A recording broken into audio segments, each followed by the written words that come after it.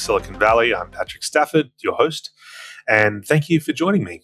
I don't want to spend too long on an intro. You know I hate them. Just want to let you know that I have something special for you.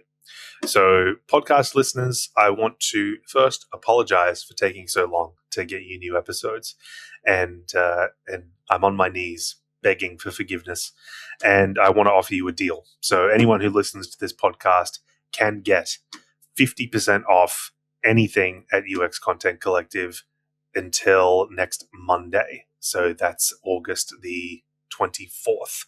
So August the 24th, you can get 50% off anything at UX Content Collective. Just use the code podcast50.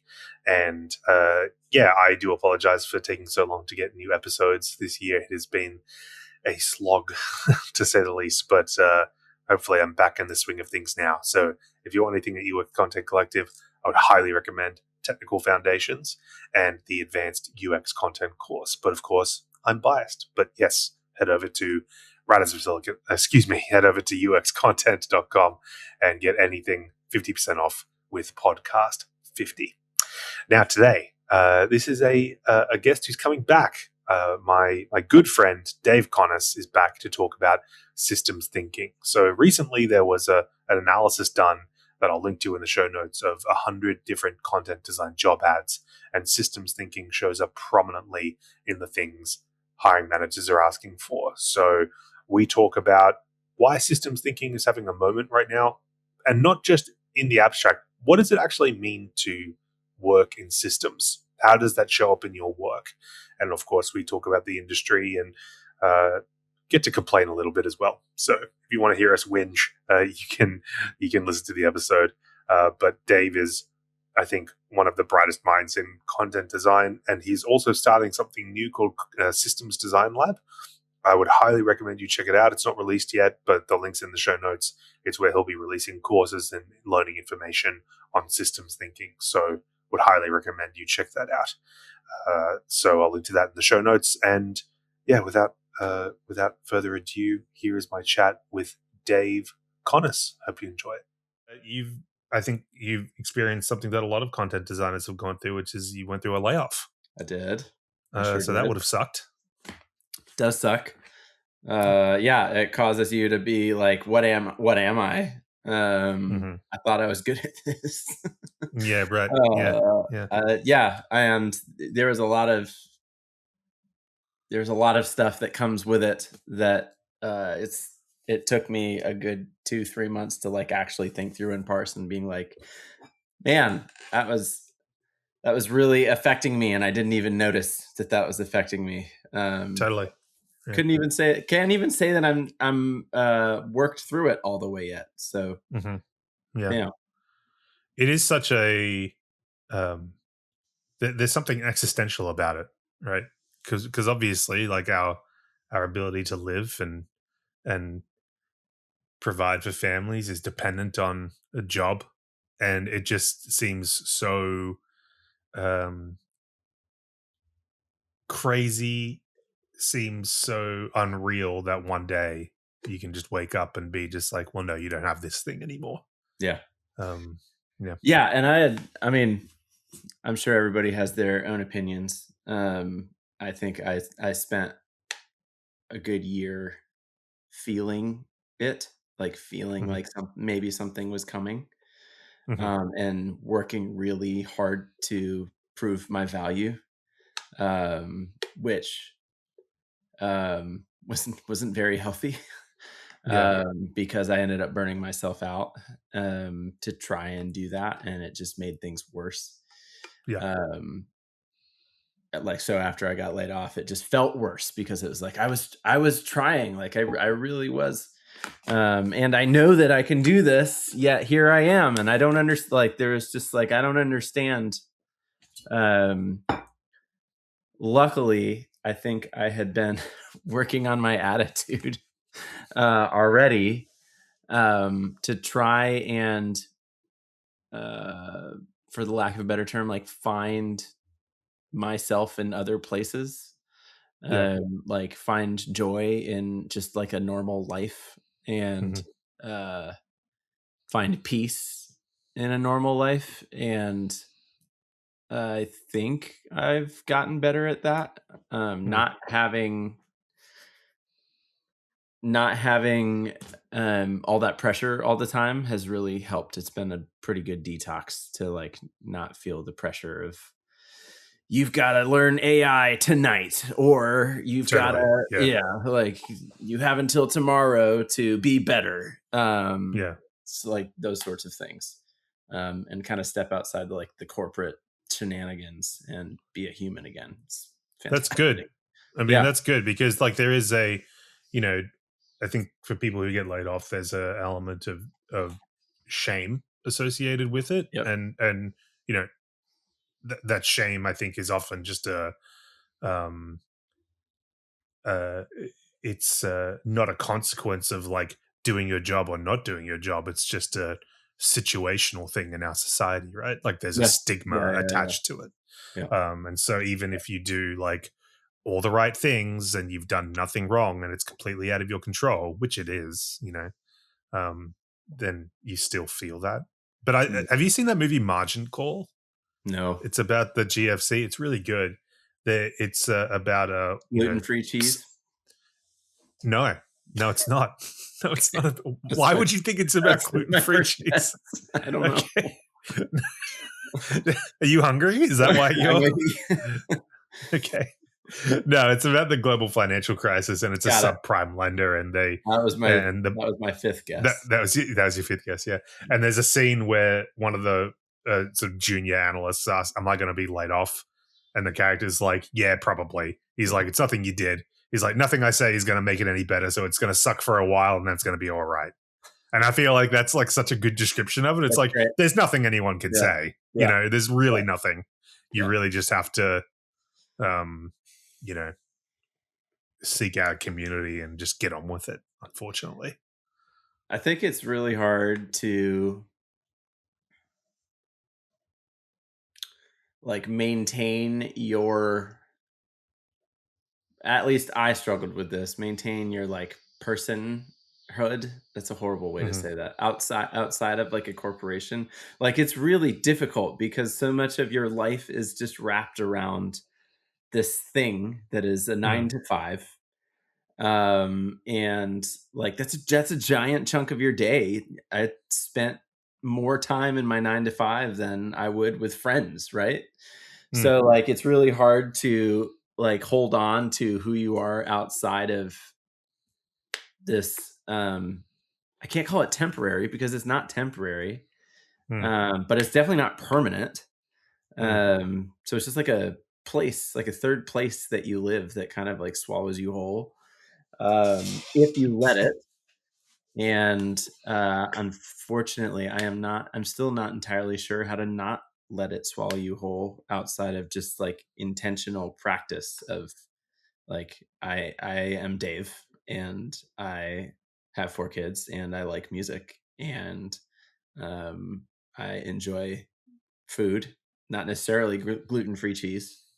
Uh, Sure, yeah. but Um, sometimes, or just like really working on your own attitude of what you can and can't control. Um, yeah. which I I don't think know if it's healthy, but I have this. I've always had a view of like, well, today could be it. You know, today could be the day I lose my job, could and be. I don't know if that's healthy, and I don't wake up saying today is the day. You know what I mean? I never did that, but I always have. I remember I had a colleague join at MYOB, and we got bought by private equity, and anyone who knows has gone through that, you know what's coming down the line. And I remember him saying to me like, "Oh, well, they said they're investing in us, so like, well, I think we'll be safe." And I was like, maybe, maybe. I just feel like you sort of have to keep a a scout's view of this. Just be Yeah, prepared. Just be prepared. It could I happen. did not do a very good job at that. No. No, I think there's a lot of reasons, but I think it was really hard for me to. It was just really hard for me to separate myself from that. It was a big fear. Like it was just a big Hmm. fear. I mean, I've got 4 kids, right? So like, Yep. luckily, This is the first time I've been laid off. And there's just like a big question mark of like, what am I going to do? What do I do? Yeah. And like, does this mean I suck? Like I thought I didn't Yeah. suck, and now, That's a big one, right? yeah, Like that's a big thing because it's like, okay, it's out of my control, but like, yeah, was I actually good? You yeah, know? yeah. And LinkedIn does you no favors. Totally. Be- Yeah. because I am not good at hot takes or pretending that I'm an expert. Like I don't feel like an expert so much of my life. So I think I also struggle with LinkedIn when everybody's like, this is how it is, and you're an idiot if you don't believe it, or if you don't read Yeah. my entire post and buy my course. Yep. And I'm not making fun of people who do that. Actually, I kind of am. I'm sorry. Well, that's how I write my posts. Yeah, that's I exactly start what you I do. start I Yeah, start yeah. I start each post with "You're an idiot You're an if idiot. Yeah. blah blah blah." But it feels that way. It's like I Yeah. see things the way that they're supposed to be seen, and nobody talks about it. Yeah. And I'm just like not good at that. And it feels I'm in the weeds now. It feels performative to me. And it feels like what's the word? Not vision casting. That is nothing. That sounds like a spell. Uh, Yeah. You, um, you're a magician. not fortune casting. That's also a different type of magic. That's a different thing. Yeah. I don't But know. it's been a while since you've been, like looking for a job. Probably a few years, right? So what I'm wondering, when you started looking at all the different jobs available and the job ads, was there anything that stood out to you? Like, oh wow, things have like really changed, or is it more Yes. things that are the Um, same? there's been a few things that has stood out to me. One of them is the random title, the appearance of design technologist. Okay, Um, all right. like that's one. I have some thoughts there, but there's like this new. I mean, obviously with AI, there's like this new kind of shift towards um, a lot of systems stuff with AI. Yep. So while there is product designer, while there's still content designers, like these titles are still staying and their duties are changing. There is just like this new like slate of titles that I'm seeing. One was system architect. Hmm. Like I've seen a few system architects and they all kind of revolve around AI. Design technologist is another one, and it's all kind of like solve problems with AI, do systems with AI. In some cases it's like design system stuff, but like from an AI perspective. Um, and what's fascinating to me about that, it was what I was trying, like the specifically the system architect stuff was what I was trying to do when I got laid off. And in some ways it felt like um, I was. This is going to sound now that just said that I'm really bad at hot takes. It felt like I was ahead of the game a little bit, Hmm. and then I was trying in a place that wasn't ready, or and and then when I like stopped and I looked around a few weeks after, I was like, oh, that's like that job description is what I was trying to accomplish. Yeah, what you were trying to do. Yeah. Yeah. So that was Yeah. really fascinating. It's really interesting to see all of that pop up now. And it's interesting to me, specifically from the systems side, that people are starting to talk about that a lot more in jobs. So Hmm. I would say that is kind of my biggest spot in the job market, is just like it is not, no job description is the same.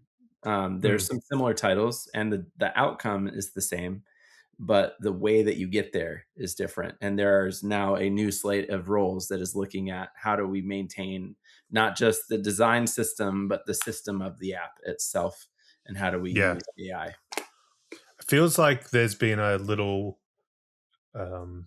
another little branch coming off. If you sort of look, if you have the overall umbrella of content, and then under that you've got like content design, UX writing within that. I Yep. feel like the whole model design Hmm.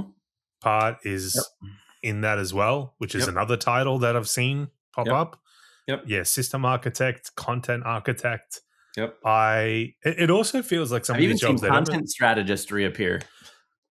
There you go. I think that one's a constant kind of, because, but it does become more important, and is more important, I think, or at least it's always been important, but more visible. One thing that stood out to me with some of these ads is that you read them and you think, who are you looking for? Like, the person you're looking for doesn't really exist. There was a role Must have 10 years in. experience with Claude.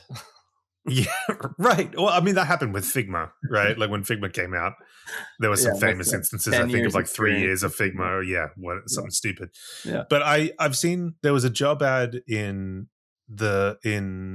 Australia for a retail company called Super Retail Group, and they have a bunch of different brands. Super. And they are basically looking for what they call a content architect. I think that was the title, Yeah. and it's for enforcing systems and standards and a system across their different content pieces of infrastructure. And I'm looking at it and I'm like, do you want a content person who knows how to do this tech, or do you want a technical person who knows a little bit about content? And I just felt like they were looking for a unicorn. That's always happening with job ads. I understand that. Like they really they put all the criteria on there, and they're like, we'll happily take someone who has 80% of these. See what But happens. it does, yeah, see what happens. But it does seem like people are, because all of this technology is so new, everyone is still just like maximizing the ask, what they're asking for, and then like seeing what comes in. Have you seen that as well? Yeah, I mean, I definitely see the unicorn side. I was on a call the other day with a hiring manager who was looking for, it was a very specific type of unicorn, and it had to do with AI. And they were like, but we also need somebody who like is very aware of like the mental health space, and like they were very aware that it was a unicorn, so it wasn't like they weren't, but it was just like, yeah, that is a very specific person. Yeah, Because you are hoping for some technical aspects alongside of somebody who is gentle enough to understand mental health and right for that. yeah. And there was just like kind of a convergence of things. And I've seen a lot of job postings where it's like, you must know how to operate a loom and also pickle your own vegetables, but Sure. you Yep. also must know the entire application lifecycle, Yep. and be able to develop your own apps in, I don't know, I can't remember the old basic. That's not a thing. C++. Basic. There we It's go. still around. It's still around. COBOL. Yeah, there. That's what I was looking for. I was looking for Cobalt. I was looking for Cobalt. And you must know. You must have 10 years experience in Claude. Yeah. And Yeah. be a novelist. Yeah. I think part of At the least frustration three AAA games shipped. oh man, one side note, when I used to interview video game developers, because I used to be a freelance games journalist, one of the most frustrating things is that they would work on a game for like 2.5 years, it would get cancelled, and then they just can't put it in a portfolio, and they've done all this work and they can't show it. So frustrating. Yeah, super frustrating. But the job ad thing, I think one of the other frustrating things, and we've talked about it on here a lot, is you see these requirements and then you automatically get this sense of like, oh, I'm behind. I'm behind where I Yeah. should be. Yes. There goes that. Yep. Combined with the LinkedIn posts you see from everyone. Yep. This is why, like on UXCC, like I've had like a really big emphasis when it comes to blog posts of I want blog posts from people who have actually built something. So we've just posted a couple ones from uh, someone from Coinbase. We posted a couple from Intuit about like what they're actually doing inside their content teams, because it is so easy to lie on LinkedIn about what you're doing and how you're doing it. And you can, the good thing about using these tools is that you can spot it from a mile away. You're like, I don't think you've actually done what you're doing, or at least you haven't interrogated it in any sort of capacity. I know you've been using like Claude and stuff to do more like, build build out some things. I'm wondering, Yeah. like, what's that been like in getting, more hands on now? You've got some extra time to do that and see if it's working or not.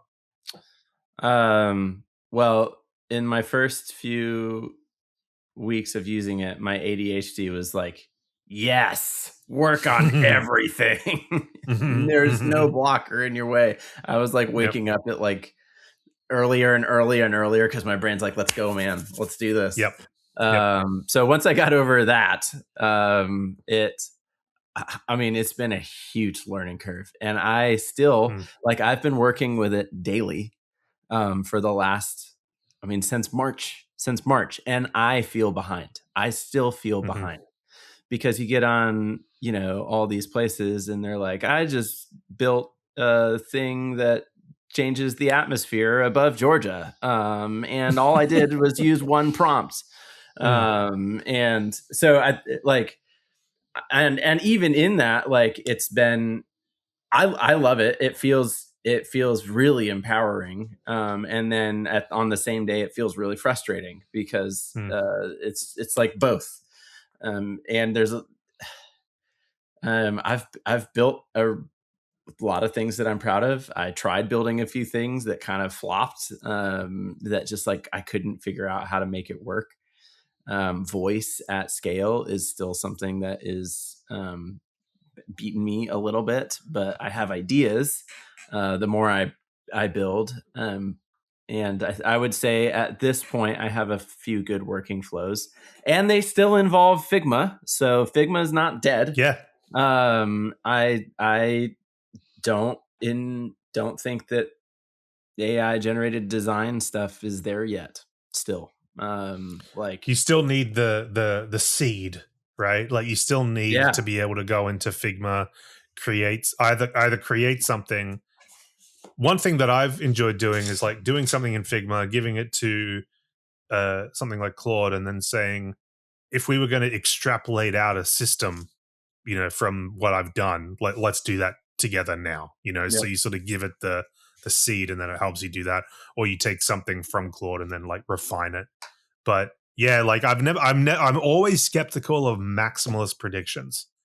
This will absolutely go away. This will absolutely be dead. This is now the thing to do.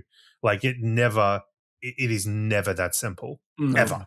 Ever. And I've actually really appreciated the time that I've spent in Figma. So one of the Mm. projects that I'm building right now is a mobile app, and I've designed about 100 screens for it at this point. Mhm. Um, and I have done a bulk of the design, but I've done it in collaboration with Claude via Figma MCP. And like, I've built a basic design system for it that allows it to kind of step in when I need it to kind of do some ideation. I've got a bunch of components that I can kind of pull in and pull out. I've got my token structure kind of defined. And really, the biggest thing is just knowing your own system. Like, instead of Mm. just letting AI just, like, and just push stuff out, and then you kind of lose track of what's even happening. A part of my flow is literally going through a full flow with AI and saying, this is what I am expecting this flow to do. These are Mm. the objects that are involved with this. These are the terms. These are the words. These are the micro interactions. What am I missing?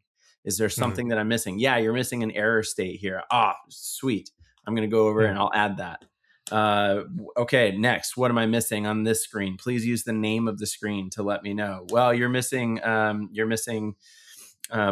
delete modal, delete confirmation. You have it over here, but you don't have it over here. Oh, perfect. That's great. Thanks. I'll go add that. So, like, Mm. it's a lot more collaborative that way and acts as a second pair of eyes. And Mm. I am still doing the design, but it's also enhanced by, like, sometimes I'll be like, I cannot crack this. Take this screen, make me some variants of this. But this is what I'm trying to solve, and it'll make me some variants. And inevitably, there will be like, oh, well, if I take a bit of this one here and then move it here, and if I take a bit of this one here, it's really cool. I mean, like, Yeah. it is a lot of fun doing it that way. And I feel like if you are intentional about it and you like are thinking through your system and tracking what it is, I mean, yeah, I've been able to make 100 screen mobile app, and I'm hopefully going to start building it sometime soon. But it's just But like, to your point, like you have to start with the intention and the view that you're not going to let this get out of control, because it can exponentially create whatever you want, and it can be very easy to then go, oh my god, I'm overwhelmed with, like, it's very different to create it's very different to create 100 screens based off of a design system and a specific plan and right. a scope Yep. for what each of those screens does, and not just like, here's my plan, create me 100 screens. I Yep. made this analogy the other day, but I feel like AI is like a smart 10-year-old, in that you can say to it, all right, yeah, you can go to the park, but just remember, don't cross the road, don't talk to strangers, you can play over here, but don't go off where I can't see you, you know what I mean? Like, you have to still give it those guardrails, and then it can operate within the constraints you give it.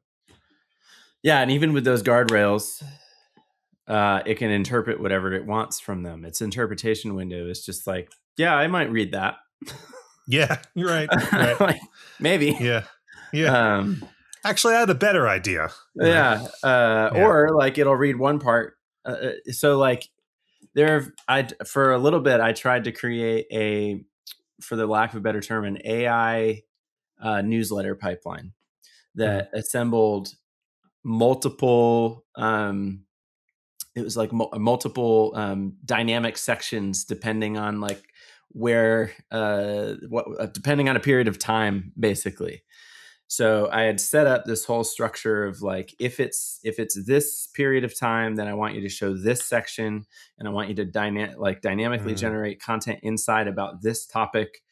So there was a lot of guidelines, and I worked on that for 2-3 weeks, and I set voice and tone guidelines. I set some dynamic, like some deterministic gates.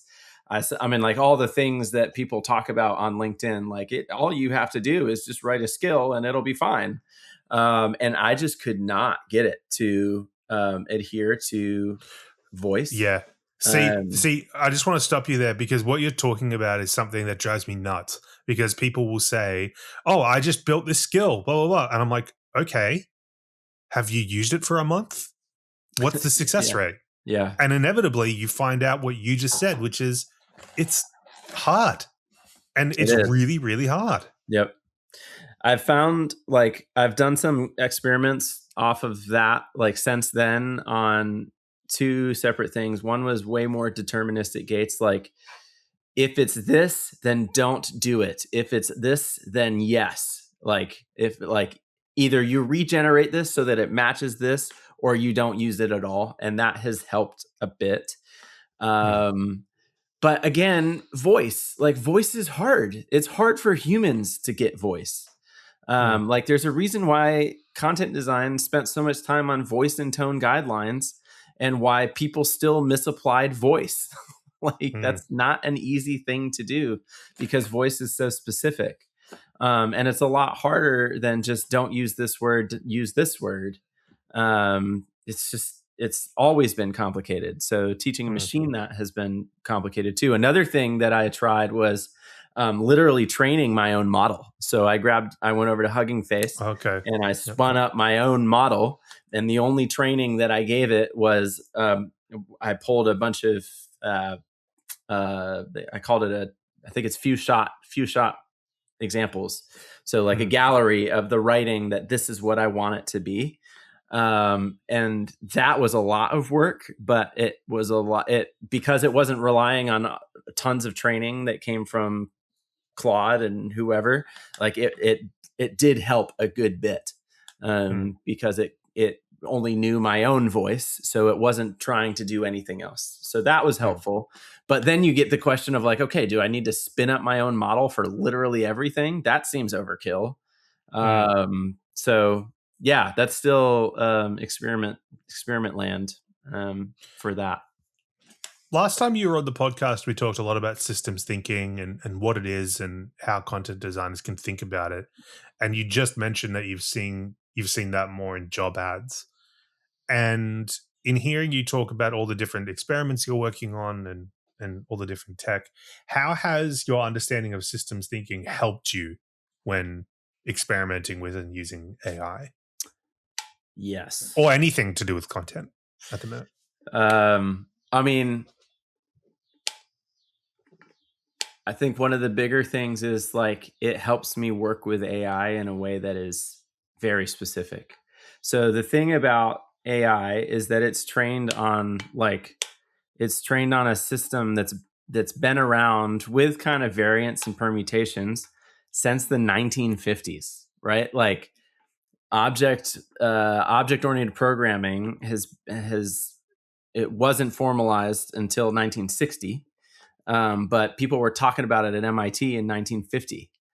And it's just like, so, you've got all these object oriented programming languages, and then it's been around for so long. And AI is trained on this, on objects, on, like, you can call them entities, you can call them whatever you want, but AI is trained on this. That's how it builds apps. So when you say go build me an app, it's gonna go over and be like, yeah, I need X object, I need Y object, and it's gonna have all of these attributes. So like, it's helped me literally be able to say to an agent, hey, this is the structure for my objects and my attributes. Don't mess these up. Like, don't put these attributes over here. Don't just like randomly toss attributes everywhere. Don't put the actions for the object in a place where it feels like all the attributes are. Like, I need you to actually think about this. I also have like levels for objects. So you have your top level, which is your global objects, which is like, if you think about any of your kind of workspace, you have workspaces, you have teams, organizations, right? If you think about Figma, I think Figma is organization. That's an object, and it's at the global level. And then you kind of have, I think there's 4 levels down from that. So I have a skill that I've written that says, this is how I want you to treat these objects at each level. And like, it's something that it runs kind of in the initial stages to help me make sure that it's not mistreating all of the attributes. Because what I've noticed is it likes to just toss attributes everywhere. It doesn't necessarily create objects everywhere, but it doesn't necessarily treat objects kindly, because it'll just write stuff about objects in your app that's like, it's not the actual structure that I want. And structure, so the concept model, your app's concept model, affects the object model of your application, which affects the AI. So for me, it has helped me start at that concept and object model space. And it's been really nice to just be able to talk to AI and say, don't touch my objects, don't touch my attributes. Yeah. To get specific, because I think people are listening to this, and there'll be some people listening to this and going like, what are these guys talking about? I think like what really helps when using AI for anything is to, at the very beginning, document, yes, tone and voice rules, all that sort of stuff, but also how is your product structured in terms of the language it uses, and to your point, objects and concepts and attributes. And so if you have, I'll give an example, right? I'll use the UXCC as an example. We have courses, we have workshops, and we have cohorts, right? So in my AI project that I use for UXCC work, I have what those are, how they are defined, what we call a course versus what we call a cohort versus what we call a workshop, so that when it helps me create anything, it knows that if something is presented live, it's either a workshop or a cohort. It's not a self-paced course.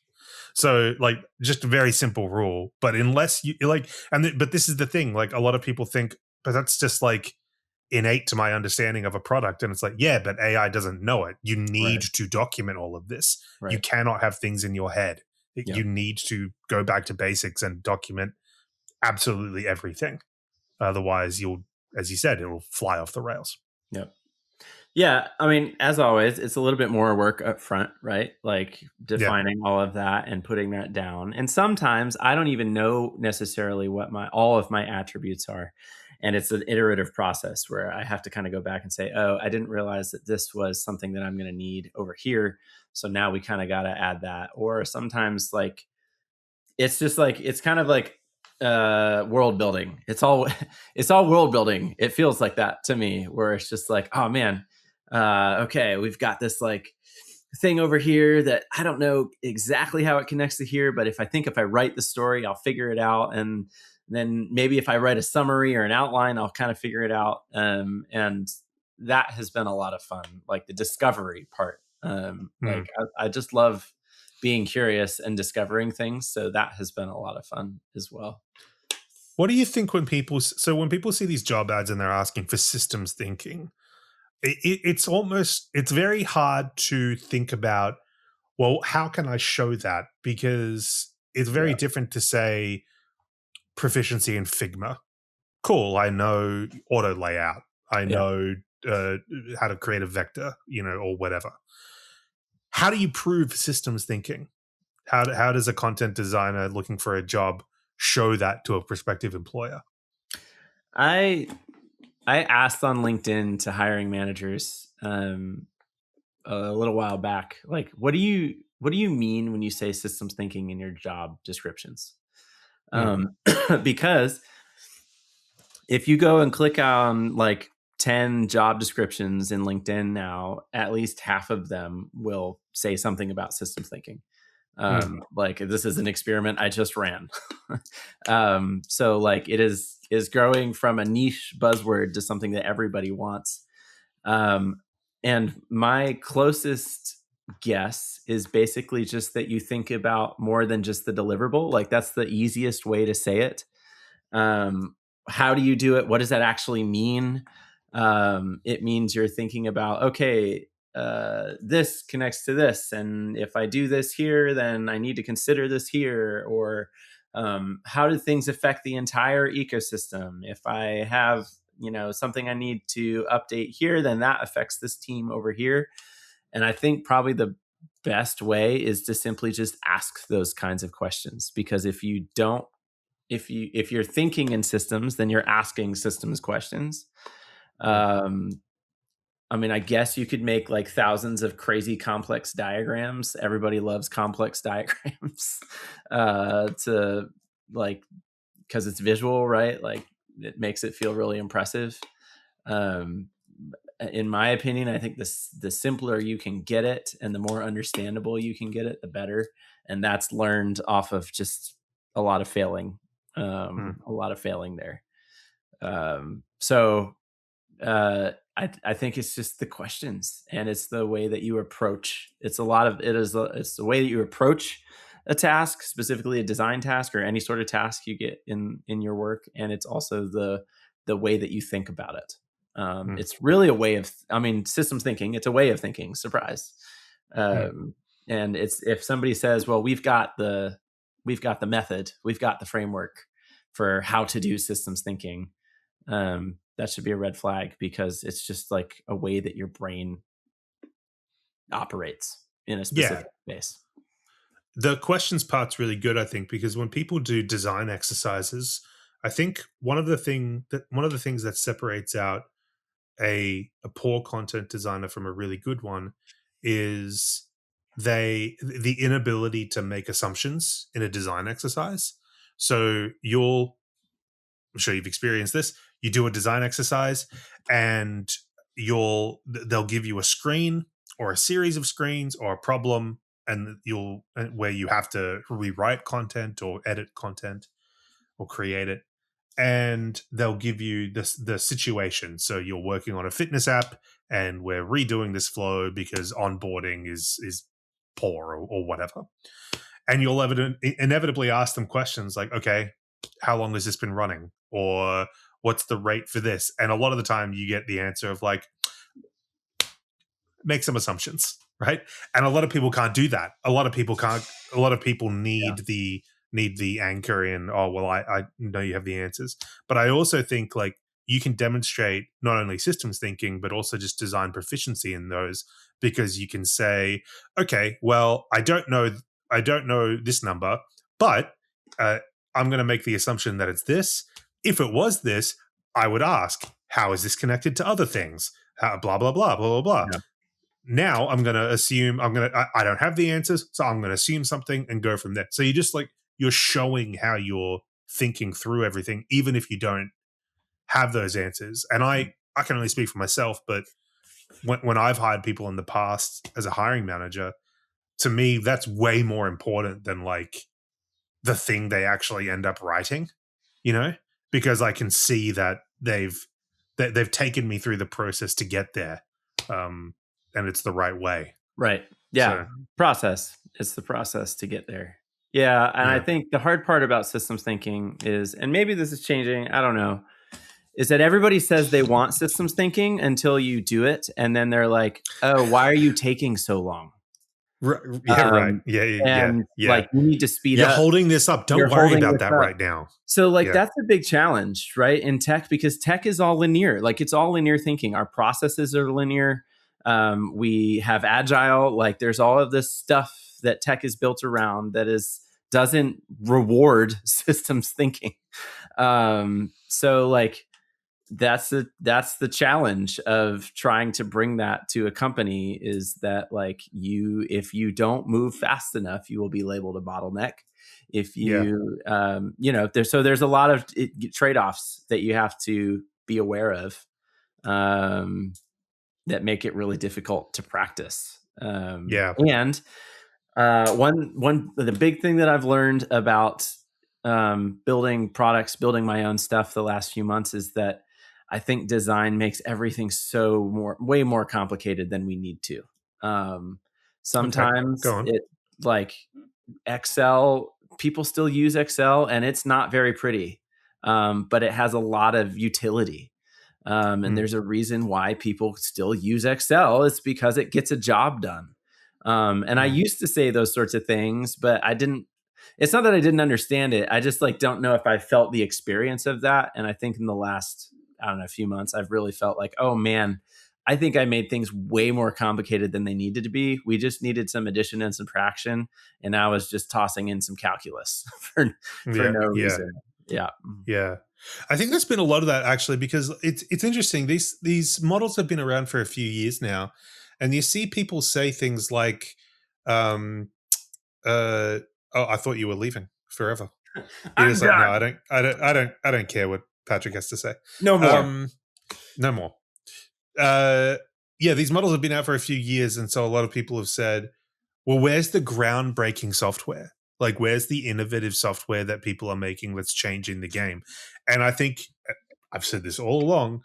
It's literally just exposed how hard it is to make products and how hard it is to make good products. Yeah. Like, you can have the best coders in the world. It doesn't matter. One of my favorites was, so there's a product called Bloomberg Terminal. So Bloomberg Terminal is owned it's ugly. It is so ugly. It's the ugliest looking product you've ever seen. And it is it's used by stock traders and financial analysts and venture capitalists and whatever. And it is essentially a terminal where you look at different indices, so the S&P 500 and NASDAQ and so on. But the utility of it is in the insane amount of data it has within it. So price to equity ratios with a history of, going back 50 years, in which you can cross calculate against this index and all just insane amount, to the point I think where it costs like $15,000 a year for a single person, a single license. Yeah. And there were people online saying things like, "Oh, we can just why doesn't anyone just vibe code an alternative to Bloomberg?" And it's like, that question reveals you have no idea what you are talking about. And I think it's the Dunning-Kruger effect, right? Like, you get a little bit of power, a little bit of knowledge, and then all of a sudden you're smarter than everyone else, but really no, you're sort of dwarfed in your own ignorance. And it's I don't know where I was going with this, but like, yeah, it's the it reveals it's hard to use these tools to build things, and at the end of the day, the the real the real challenge for anyone building a product is taste and judgment and product to market fit, not does it look pretty. Yeah. Unfortunately. Um, I like going back to your question about systems thinking. I also think so. We talked a lot about like your approach to a potential design problem and how it might impact people, and how thinking about if I change this here, I need to think about this. But I think it also is what am I doing for the company? I think that's also a part of the system, right? Like everybody was talking about that for a hot minute before people started talking about burning tokens. Is like, what is the ROI? What is my ROI? How am I justifying? How does content design justify the money that is spent on it? How do we show our value? Like that was a big discussion for a little bit. I still think that is important to understand of like what is actually valuable. And I think it's like kill your darlings. I don't know who, I can't remember who kill your darlings for writing advice, but in some ways I do think that as a designer, I've had to kill some darlings about like, what I think is important versus what is actually important. And because it feels really good to defend design as a craft, and we need it to be beautiful, and it needs to be like all of these things. People are going to use it, and it has to be X, Y, and Z. And I think I've seen just the amount of teenagers who have vibe coded an app. And is it pretty? No. Is it secure? Probably not. Is it making like 30,000 a month in revenue? Yes, because they solved a problem and they just did it. And I think notice watching that. So I say all this with a caveat. Don't fire me out of design, because I still think design is important. But I say all this is with like maybe a founder's perspective, which is like there are teenagers out there vibe coding apps because they had an idea and they're getting $30,000 in revenue a month. This is the thing that I think people don't realize. Like, so like this is going to sound super creepy. It's not. I like keeping tabs on what the kids are doing. That's what people say when they're creepy, Patrick. Yeah, I know. I am very creepy. Robert Pattinson's going to come through my door any second, dressed as Chris Hansen. Nice. You know how this looks, right? Good prime time. I'm excited. But I look online. So I like reading different subreddits, and I like reading, like going deep into Twitter feeds about like what people are creating and what people are making. And people, yeah, you're right. People will just make stuff. They're just like, I got an idea. And I don't know how to code. I got an idea, and it'll be crap. Yep. And then they'll make another one. I think people really do not people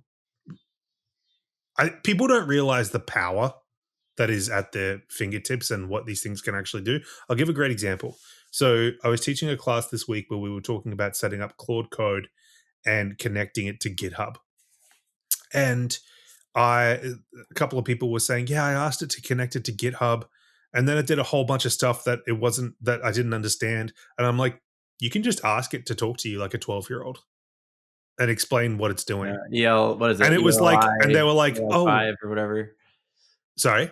ELI5. I think it's like a literal Claude Code command. Yes. I think it's a slash command. Explain like I'm 5. Explain like I'm 5. Yeah. And these people are like, oh yeah, I guess I could do that. And it's like there are no rules with this. There are no barriers. You can really do anything. To your point, though, I want to go back to like the whole actually, no, scrap that.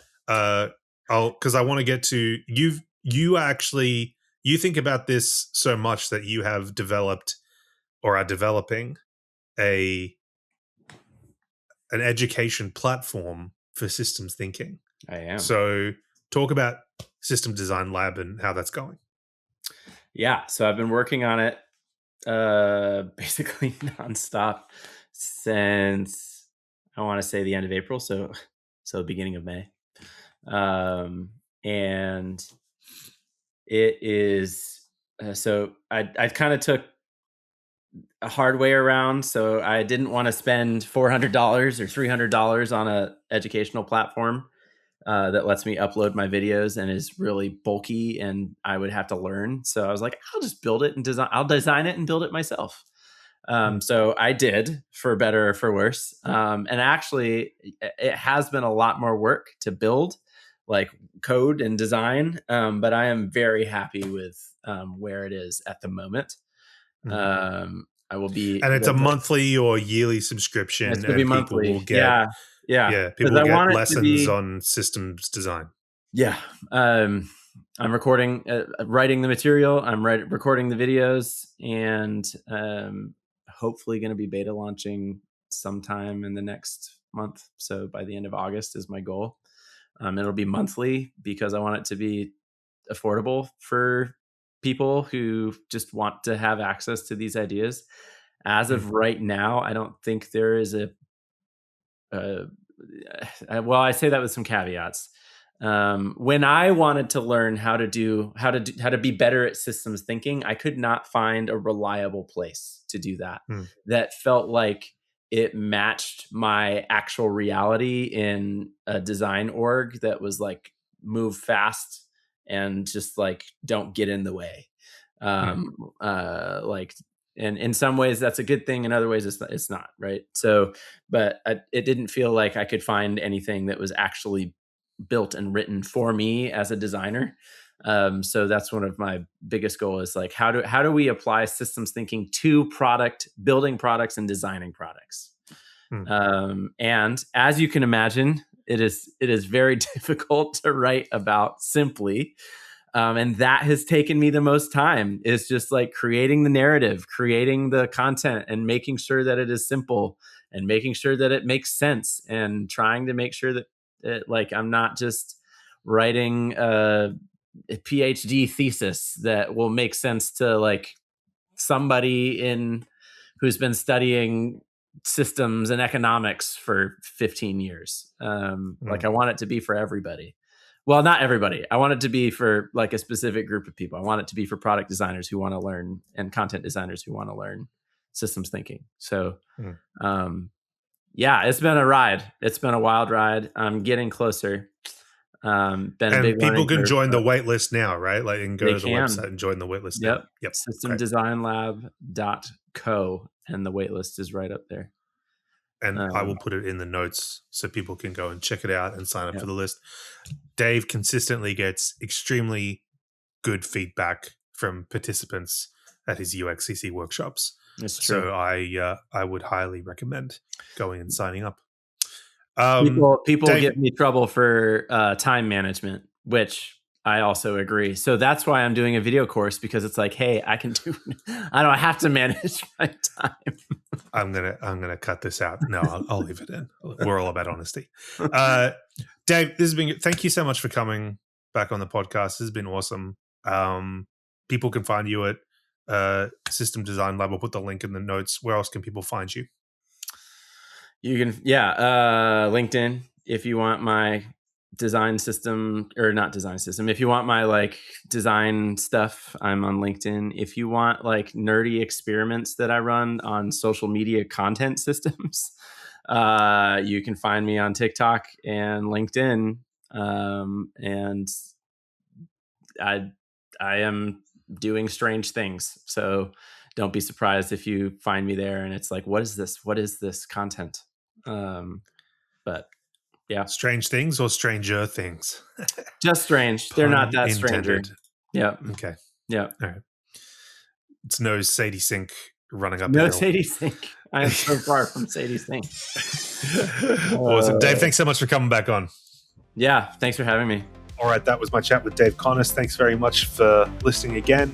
Once again, check out a System Design Lab. Check that out in the show notes, and also get 50% off anything at UX Content until Monday, August 24th, using Podcast 50. All right, thanks for listening. See you next time.